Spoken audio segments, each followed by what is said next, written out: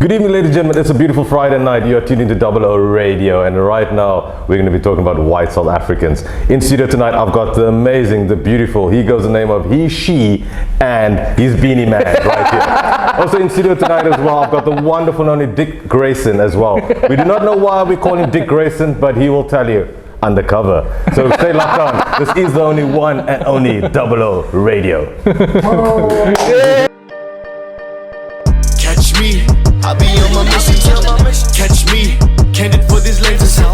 Catch me, one day whipping in his Benzes. Catch me, catch me, catch me. Catch me, like we playing on. Roll one, and you gon' sing along. Hey, sip some, and you gon' get your dance on. Catch me, catch me, catch me, drowning in ambition now. You know I'm laughing out here because I'm so excited, bro. We're excited, that's I'm excited, bro. I'm excited that you're here on the couch. Hey, we out here, dog. I'm excited my co-host is here. Yo, it's a pleasure to have you here, brother. Well, I mean, when you hit me up, I was keen. I was I saw you guys roaming around at the last event, Heritage Groove. I saw you guys roaming around there, so when you hit me up, I was like, it only makes sense. Dope, bro. I appreciate you taking your time out your Friday to come here, bro. Appreciate you, Mr. Superstar out here, aka Batman, aka. I may be saving the city. I may be saving the city, but I'm no superstar. I mean, that's true. I mean, you took your time off your busy schedule, saving the world out here. You know, the back signal was shining there for you to come for the calling. I could have been on a rooftop somewhere looking over the city to save, but I decided to come sit on this couch. So. Hey, it's that smooth. Hey. Let's bring the energy up, guys. Let's bring the energy up. Let's get the show started, bro. Welcome back to another episode of Couch Creatives. I'm your boy Caleb Jesse Hendricks. As I say, co-host Kasim, how you feeling? very good, man. It's just excitement, being next to the guy. There's actually, I like the hair though. Like, I think the first thing when I saw Instagram was the hair. I was like, damn, this is cool. I always try to be different. Always encourage people to be themselves. The hair is just an extension. It gets people's attention. So people always like you're Mr. T or something, huh? The Mr. T is the most common comment. Mr. T. Is that real?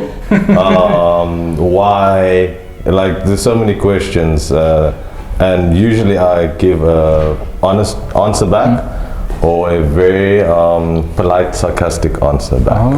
Just to like, I genuinely said my hair is fake. Yeah, bro, you give this intimidating look, bro. This is my happy face. This is your happy face, bro. You look unapproachable, bro. This is my happy face. You do look like Batman, bro, like Bruce Wayne, and they not have time to like. This is me don't bother this guy. So much excitement right now. Like, you don't even understand. Well, women must be like craving on down your feet, and they're like, oh my god, this guy's. No. Women don't like me. I don't know. What the hell? Serious? Nah. Why is that? I don't know. Maybe it's my charming personality. It must be. I don't know. That's crazy. I saw something on Instagram that says Pio as a dog. Yes. Your baby mama favorite DJ. Can you tell us about it? Like, how did that come about? Well, the pureness of a dove is basically, for those that know me, especially the opposite sex, knows that I treat everyone with kindness. I treat everyone with respect. I guess that's where the pureness of the dove really essence. It was a play. It was a joke. A couple of years ago, and it's still grown there. And being your baby mama's favorite DJ is just a fact. It's a fact. It's not. When came out and be like, I mean, so the gentleman in my city, I'll look straight in the camera. It's a fact. I am your baby mama's favorite DJ. Wait, you play that love songs whenever couples are like listening to your set on radio. You're the one that's causing all the baby. It's nothing to do with DJing, but I'm your baby mama's favorite DJ. Interesting, huh? Tell us, give me some advice. That's, I mean, if I say any more, I might need to get protective order for myself. I was gonna be your baby mama's DJ. Need to might get some bodyguards or something, Damn, but you Batman, you can be my bodyguard. Yeah, you got you. I'll be your Robin, and this can be your Batgirl, and we can roam the streets together. Bro.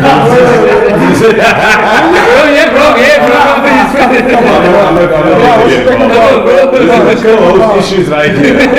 Co-host issues and those issues. Now you can be the guest. You can be Dick Grayson, man. Dick Grayson. Jokes, man. Come on. Just because it's the darker tone, and now he needs to be Dick Grayson. Yeah, you got Dick Grayson out here. You got big dick energy out here. You know what I'm saying? You get it? Oh snap! Speaking of sponsor, Double O.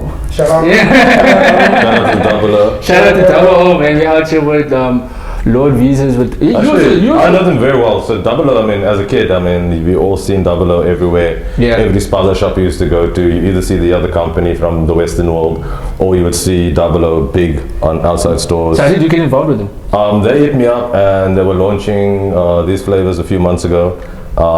And just because it was something different and because it's a local brand and I'm all about local companies, local engagement, and like I said, it's a company I know from when I was younger. Yeah. So when they hit me up, it was a no-brainer to team up with them for this campaign. And so what you doing like with them, like? It was literally just getting awareness out on the new flavors, trying out the new flavors, giving my feedback, what I thought about it, what I thought about the branding and that. And I really feel that they're evolving from what they used to be to where they are now. And it's definitely showing a company that has growth. That's beautiful. So I'll say that. I wish them all the best. You prepared for that, Joe? Eh? No. You just came here knowing that this is going to be all. Not even that. I guess that's in my profession that I do. I mean, speaking of my coffee is become second nature. So what's your favorite? My favorite would definitely be a tie between the lychee and of course the raspberry over there. Yeah, you put that raspberry there earlier on. Yeah, because I claimed it. It's like, this is mine! That's mine! I knew we were going to be drinking it before that one's there. We're going to fight over that raspberry, bro. Game time. I see that you are a DJ, obviously, right? That is correct, yes, yeah. You know, it's always, I always find very curious. I want to know more about how you get to that position, you know, like, how did you get to that position as a DJ and presenter at such a big radio? Well, getting there was, I guess, the easy part. The getting in there. How easy that was? I'll explain why I said it was the easy part. Okay. Because coming up as a DJ, I started partying at a young age. At about 16, I started throwing events. Winter Wonderland kind of things. No, I was throwing over 18 parties, like proper shutdown, city type things. And then through that, in 2011 is when I started actually playing and DJing. Started a place called Savoli / Sidebar in Rondebosch. Then you did a DJ one day. There were CDJs. And I was like, I can try and push some buttons and see what happens. So you had no experience whatsoever. None. This is like, let me figure this. Push some buttons, it sounded terrible. Yeah. But my track selection was really nice, but my mixing was trash. So the lady that was there at the time told me, she was running the place, she said, look, come back in a week, let me see what you got. I liked your songs that you chose, but work on your mixing. So I literally came there every day, an hour before the main DJ would come, and I'd practice for an hour in front of, well, not a big crowd, but before the main DJ would come. I did that every single day for about 2 months. And on the second month, that's when she offered to give me a small little rate, like, yo, if you play for 2 hours, I'll give you this. And from there, I'm like, wait, I'm learning a craft and I could make some paper out of this. And I've, of course, been throwing events and booking DJs and knowing what they make and knowing what I'm paying them. I was like, let's see where this goes. And that's where me becoming a DJ, but music was always in my bloodline. My dad's Alistair Andrews, one of the greatest bass players on the continent. And basically music was, before I was even born, I was always going to go in something into music. So to me, that's what I said, getting onto the radio was the easy part, because I've already built a timeline of achievements and timeline of things that I've done over the years. So when I was interviewed one day by Dan Corder, he interviewed me to find out who Lord Veezus is, what Lord Veezus does in Cape Town. And a week later, I was offered a job to work at Good Up FM. That was 2016, and I'm still there. That's why I said that was the easy part. The difficult part was getting to a point where an opportunity comes like that, where you can say yes. Because saying yes is the easy part.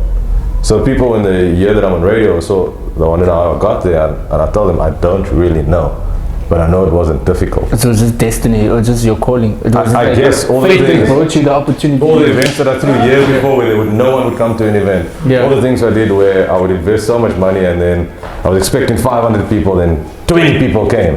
You know what I mean? And then from having those setbacks to having events with a guy I look up to, a good friend of mine as well, Zaid Osman, that does Sneaker Exchange. He had a dream of building up a team and doing an event, and I must say he's empowered so many people with his concept, and how big that event grew, and also propelled everyone that was involved in that concept to higher standards and push them further in their careers, whichever their career path was. So mad love to Zaid Osman, because that man is a GOAT, not in Cape Town, but on our continent. Yeah, no, that's very interesting. I mean, like, I feel like when you say easy, I don't think it was easy. I feel like you did the work. That's- And so you do the work and it pays out. That's, Yeah. that's exactly what I'm saying. Like, It's almost like- the easy part was saying yes to get onto radio. That's why, in a nutshell, I was answering that question. Radio, yes, that was the easy part. But to get there, and then maintaining is the difficult part. You see, it's easy to get to a position. Anyone can win something, but maintaining it. That's the hardest part. I mean, you see it in football, we see it in MMA, we see it in all types of sports, we see it in all things. Business as well, you can get to a certain point, but to maintain that point, to maintain that hierarchy, to obtain that belt, to obtain that cup, to obtain that stature as number one, that is the difficult part. Because I can imagine now, Discipline. That's correct. Discipline is one of You the. have to have the passion to enjoy what Those you two do. things go hand in hand. You can have talent. There are lots of people with talent, and some of the most talented people out there are not doing anything with their lives. And then you get people that are half as talented, even less, but they're doing something with their life. Why? Because they're putting in the work every day. So when game day comes, it's easy for them. When they come there, it's easy for them. When Barcelona comes and plays against you, or Real Madrid comes and plays against you, it's easy for them because they put in the work weeks before, months before, understanding. That's the difficult part. Waking up every day, doing what you need to do for your passion, and going to bed at night, waking up again with that same drive, if not more, pushing again, even if you're failing. Okay, and what are the chances for me, let's say I don't have any educational background in terms of DJ, I mean in terms of hosting on the radio, what are the chances for me to get a job and someone that has the experience and he knows how to start without having I would say understand radio, one. Like what I did was, when I got offered the job, I listened to a lot of radio. That's after. I was listening to everyone's show, listening to everyone's styles, not just on Good Hope, but other radio stations as well. I was listening to Five, listening to Metro. I was listening to how presenters engage with the audience, how they engage with music, because you must remember, you're sitting in a room by yourself, talking to yourself for 2 to 3 to 4 hours. You're trying to entertain yourself, and if you're not having a good time, when you put that mic on, it's heard in your voice. So you genuinely need to love what you're doing.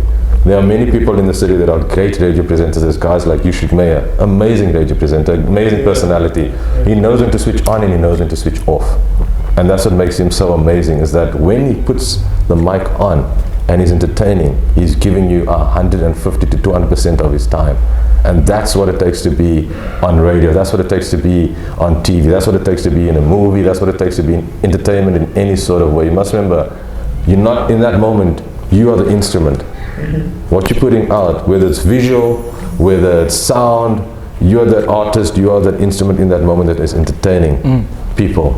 You need to give them your all at all times. If you're having a bad day, nice, cool, have your bad day. Not when you need to perform, not when you need to go to work. Same as you're going to work, it's the same as a 9 to 5. Man, you're so wise, you know that, bro.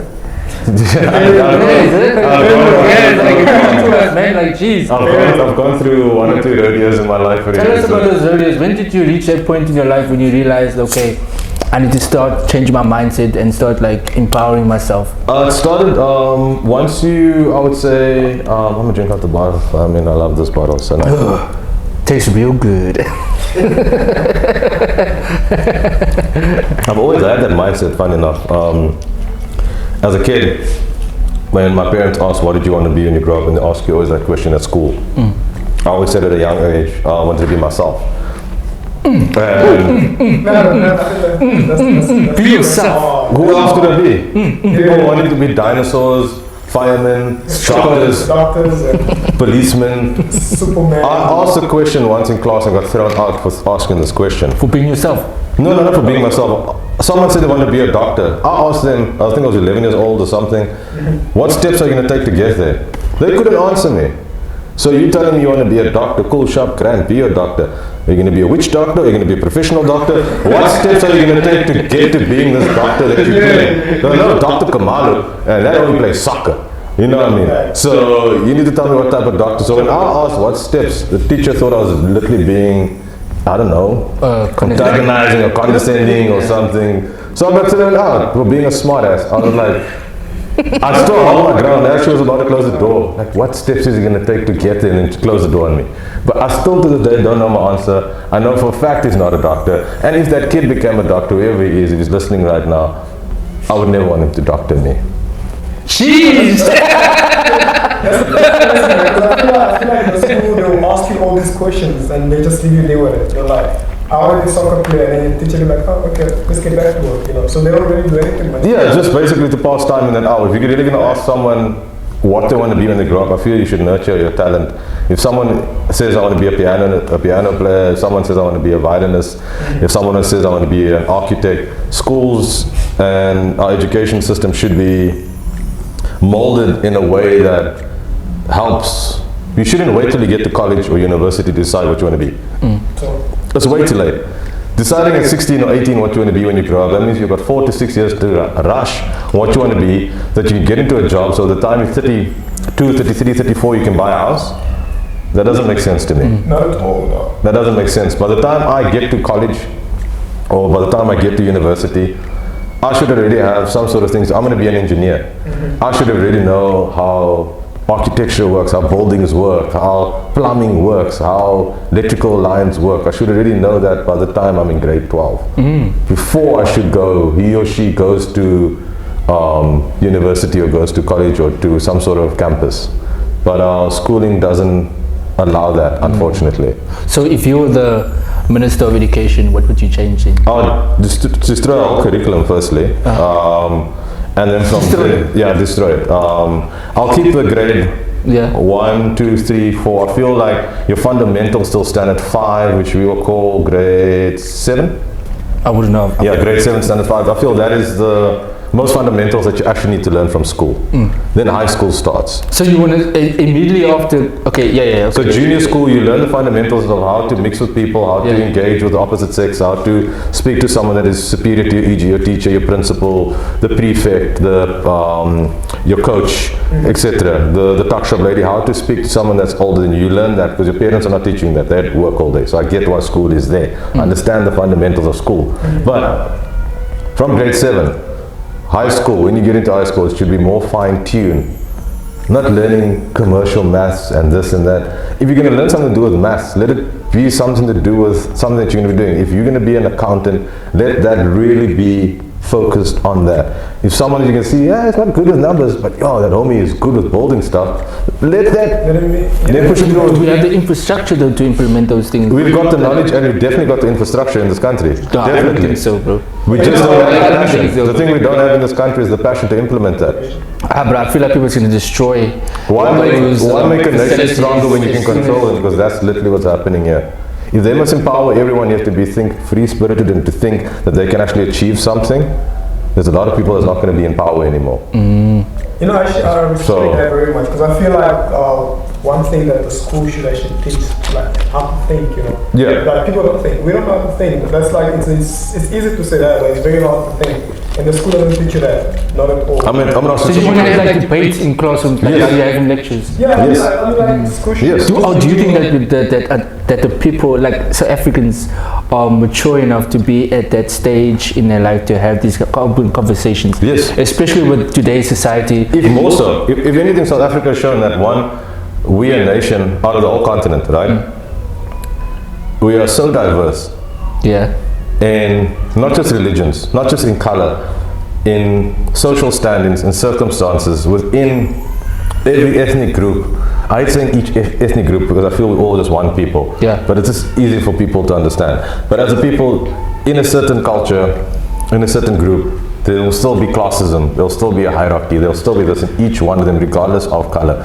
And the one thing that we are slowly showing the world, that here in South Africa, and as a country of Africa, I always need to reiterate that to people to understand that South Africa is a country of Africa.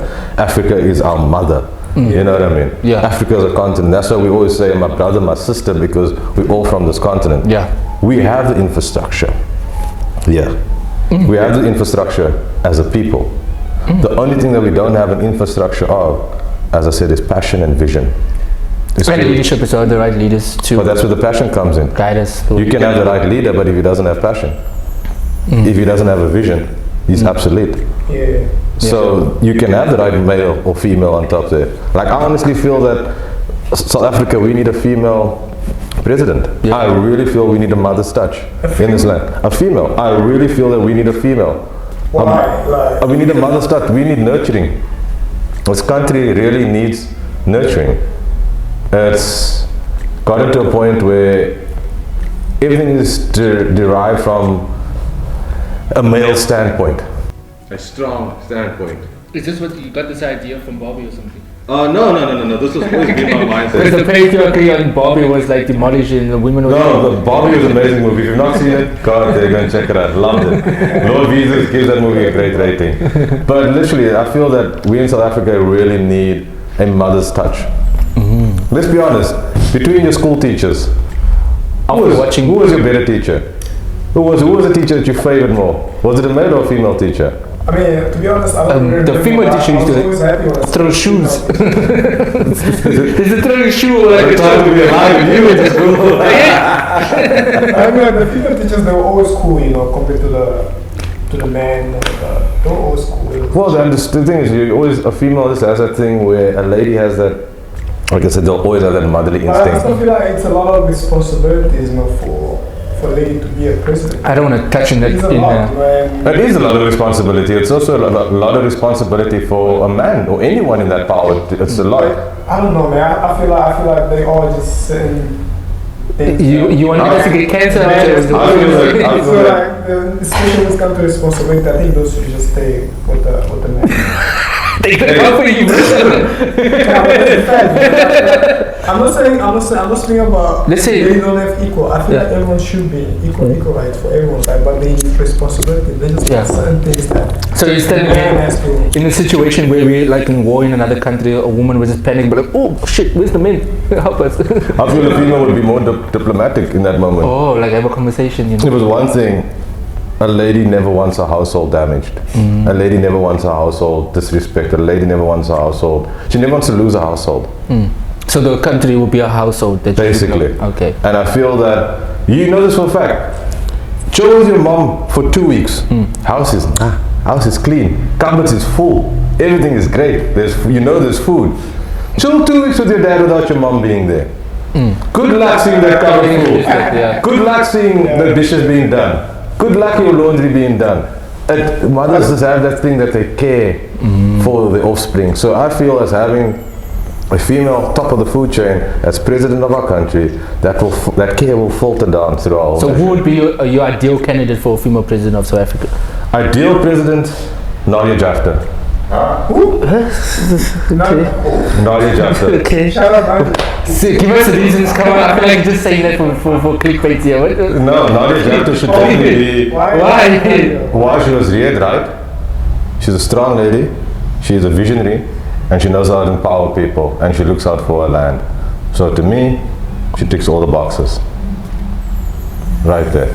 I'm gonna be honest, I wouldn't be able to take her serious, but you know her personally, so that's why you say those things. But from my perspective, from seeing her social, I feel like, hey, I don't want to have my president doing TikToks and doing like that. Like, I won't take you seriously. No offense, but I don't know her personally, so that's why I would say that. You know? Oh, that's still my top of who I'd vote for. Imagine that, yeah. That would get my vote straight. Nadia Jaftha. Remember Parliament doing some TikTok videos, you know? Like, Change though. I feel like maybe she could change. yeah, you know, as time goes along, you get older, you mature, and then obviously you're gonna tone down with the TikToks, you know, with the social media influencing. I think that's how the campaign should be run, to the TikTok and Instagram. Yeah, the story is already a TikTok reel for me, you know, when you just watch it, you just see a lot of fights and debates going on. It's already entertainment, so there's no difference between that and influencing, you know. Yeah. Interesting. I want to know, like, how did Lord Veezus, the name come about? So the Lord Veezus name came about, it's quite interesting. Many know me as VF Baby. Then VF Baby died a tragic death. Shame, poor guy. A different ulterior motives here. Are you like a joker or something, bro? So when VF Baby unfortunately left us, Lord Veezus was born. Okay. And Lord Veezus in 2013, I felt was who I truly was. Are you sure he wasn't dead? Maybe he evolved. No. Like the offspring. No, we literally buried VF Baby.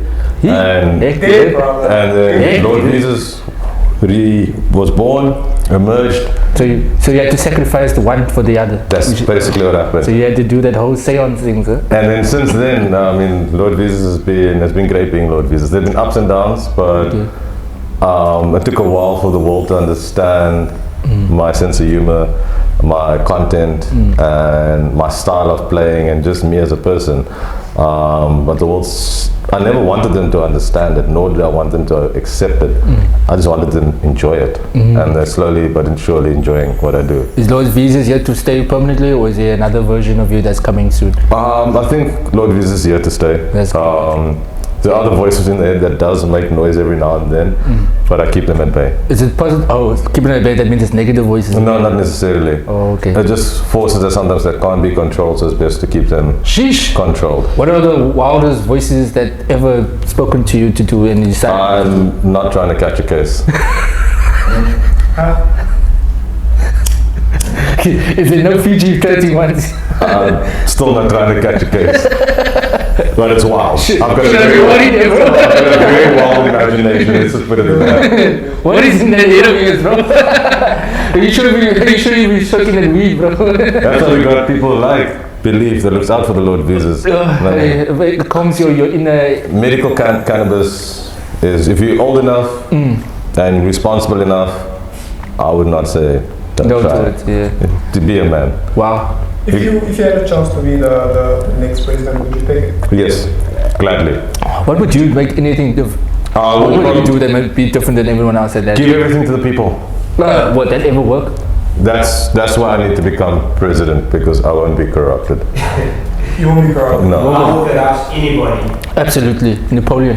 I mean, you got visions, you know. Yeah. Spartans don't get corrupted. I think visionary should be president. I mean, I don't know, maybe president do have vision, but they just don't do much, you know.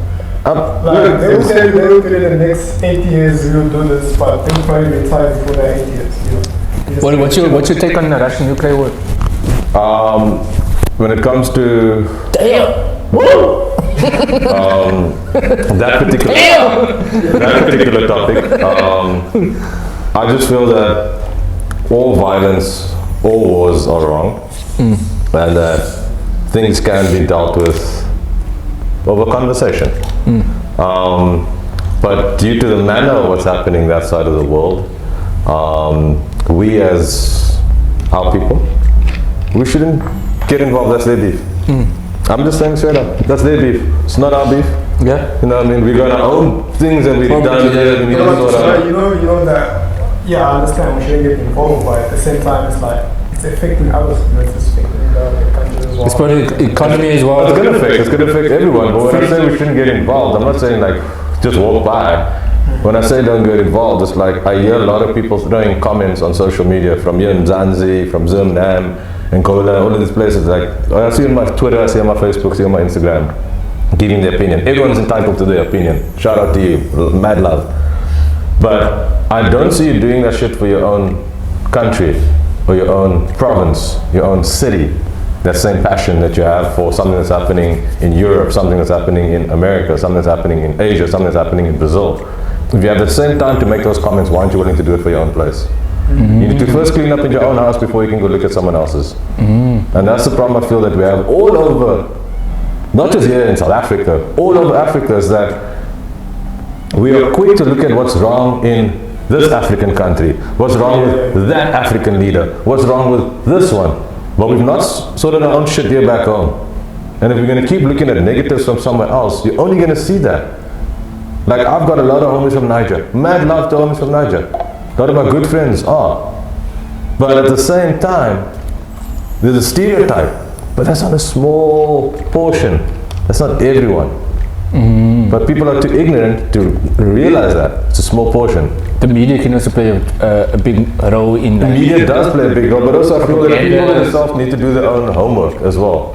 Some of the best people you'll find in some of the most countries that have the most poverty, you'll find someone that will give you the most.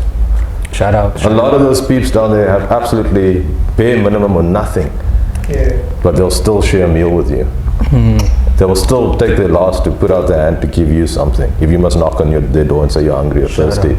Lord Veezus for president. Yeah, and that's the mindset I want people to have. It's to help your neighbor. First help here, because if you can help here, that expands. Yeah. Eventually it's the whole nation. That is very powerful. And okay, So yeah, go for it. let's get back to the radio being a DJ. there is a lot of things you just say now is crazy. How do you stay up to date with the music and the industry? When it comes to music, like I said, music's been run through these veins before I was even born. Staying up to date, my housemate and good friend is Amina Ran as well, so one of Cape Town S's top producers. So we have a lot of people that come through our doors, from up-and-coming artists to some of the biggest names in the industry that come and record us, come and write us. So we also need to listen to what's trending everywhere in the world. What is the next wave? What is the next sound? So I've always just been, actually, yes, hopefully this doesn't get me in trouble. But once upon a time when I was at school, I was always up to date with music. We were one of the first houses. My dad got a nice little house, so mom started working 2 jobs. So we had that good internet things, you know what I mean? That Caucasian internet, like that good ones. So I could download a whole bunch of music, and then I could, like, you know, put it onto CDs, you know, for home. I purchased music online legally. And then copy it for myself for later listening. And I purchased legally. Do you sell it in the streets? No comment. But after the hustle, you know what I mean? Actually, I could use that to provide means for other hustles, and that's how I was able to get my own sneakers. That's how I was able to. I always loved sneakers, but did you also used to download like Dragon Ball Z pictures and sell it? I know back then, there were some people that did that, yes, there were some people that remember doing that. My audience weren't really into anime, they liked live action, let's just put it that way. So let's just say the standard 5 boys up used to love me because I had a business mind at a young age. I can just picture you, the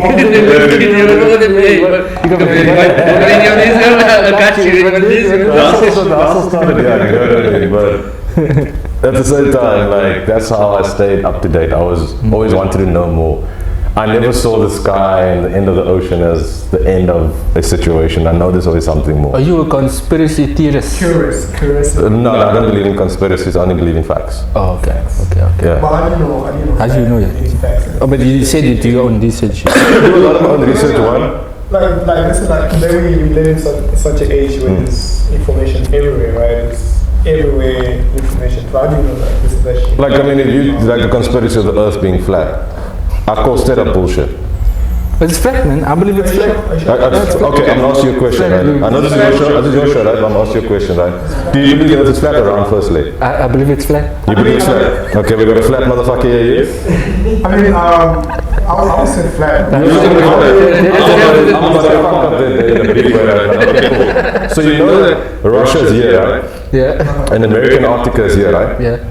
They are 16 hours away from each other if you fly it with, right? Yeah. But they're also 35 minutes away from each other if you go from Alaska to Russia, which means the Earth is a sphere, which means it's a circle. There's no way of getting to Russia to Alaska in 35 minutes unless it wasn't a circle. You can do your own homework about that, because if it was flat, you're going off the Earth and you're not coming back. What if there's portals? That makes sense. What if there's portals, you know, because planes do get missing? There's a lot of question behind that, you know, like. Yeah. Okay. Walls, right? Okay, cool. If there were walls, right? If you had to melt both of them, what happens to both the North Pole or South Pole? If you had to melt either one of them, which direction does it flow? It falls off the Earth. No, because it falls to the middle. It can only flow to the middle if something is a sphere.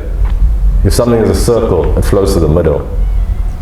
That's why if you melt that one and melt one, it pushes towards the center. That's why they're saying if the North Pole or South Pole must melt, we fucked. Doesn't matter which side of the planet you're on, you're having a very bad day, you're going to be very wet for a very long time. Anyway, guys, we were just joking, we're not flat earthers. Yeah. We don't seem passionate about being a flat earther. We're just like, No, but it has to be a sphere. Like, I But mean, again, we never know. I mean, like, we never know. Nah. Anything is anything, you know. Shelly, you look like you're itching to say something. I saw article recently that say that the Earth was like moving backward. you know, you see now, when people make statements like that, they are mentally moving backwards. They are mentally moving backwards, and they're trying to drag people along with them with their mental disorders and their mental issues. There are some people that you can't trust. Those are the type of people you don't trust.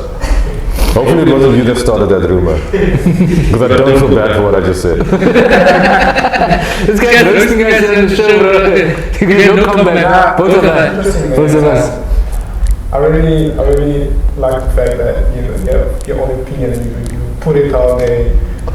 And I think that's very interesting. You can only be. That's something very important. I feel like a lot of people like that today. Like we just do things based on what we see. We don't get to know the background of the story. Yeah, like when people call people like misogynistic, but they don't even know the name. They don't even know what misogynistic means.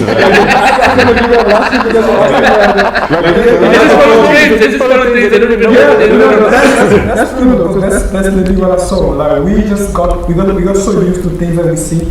We don't really anymore. It's like when I tell you Coca-Cola, you don't really just say it. It's like because you say Coca-Cola is good for you. Like Coca-Cola is good for me. I need to drink it because a famous person says it's good for me. So now I need to trust that person. That's a problem. Yes, double O is good for you. Please buy double O. It's good for you. It's healthy. Any advice on that? Like people that are watching, especially the this is out there. I'm even old people. I feel like The advice I can give to someone is literally just be yourself. Like in all aspects of life, be yourself. When I say be yourself, if you have psychopath tendencies, maybe don't be yourself. Like then maybe like if you have images of like making other people not be here anymore, maybe don't be yourself. Is this your other voices talking to you? This all your secret? And finally releasing all that thoughts that you shouldn't be saying. But like honestly, like have to be yourself, educate yourself, motivate yourself.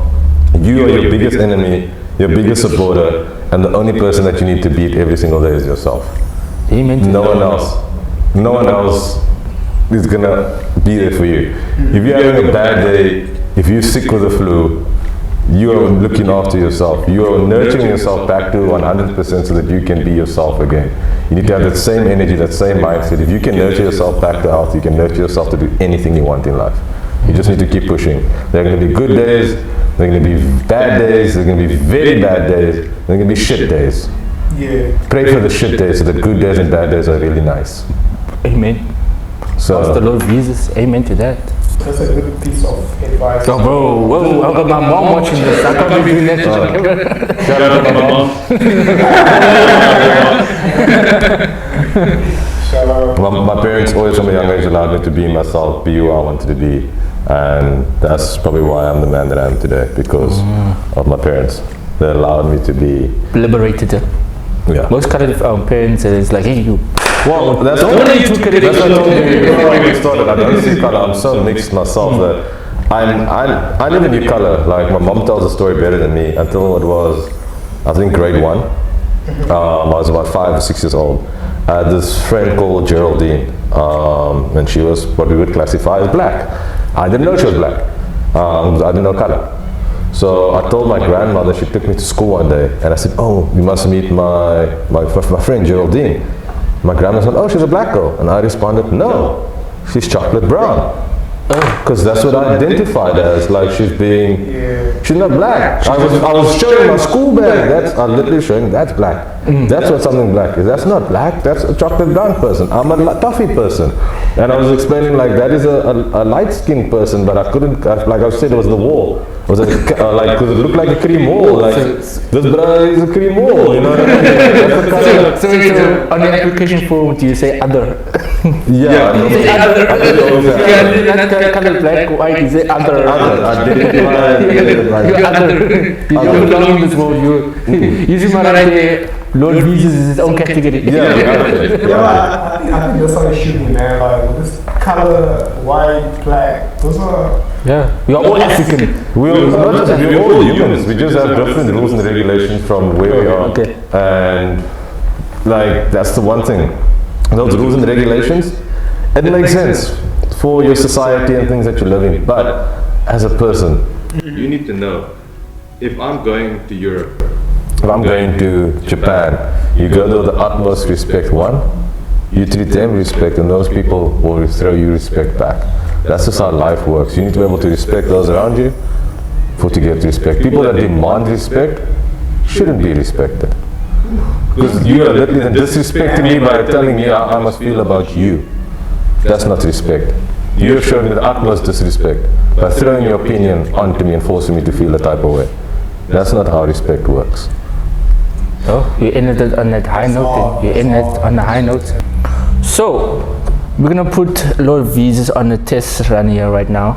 Casino and I are gonna give Lord Veezus a few words for him to utilize to give us a little segment to like showcase his incredible, VJ or MC skills or hosting skills on the radio station. So he's gonna give us his, his acting ability, his soiree. What is the task? I see there's a task. The task is like, I'm gonna give you a random word. He's gonna give you a random word, and you need to come with the segment. Okay. Boom. Okay, cool. Introduce us, give us a little spice, anything, just to show us your talent, Okay, cool. Hit me up with the word. White South Africans. White South Africans. Double O. Good evening, ladies and gentlemen. It's a beautiful Friday night. You are tuned into Double O Radio, and right now we're going to be talking about white South Africans. In studio tonight, I've got the amazing, the beautiful. He goes the name of he, she, and his beanie man right here. Also in studio tonight as well, I've got the wonderful and only Dick Grayson as well. We do not know why we call him Dick Grayson, but he will tell you undercover. So stay locked on. This is the only one and only Double O Radio. Sip some, and you gon' get your dance on. Catch me, drowning in ambition now. Wet, turning all these tables now. Blip, burning all these bridges down. Lit, catch me, damn.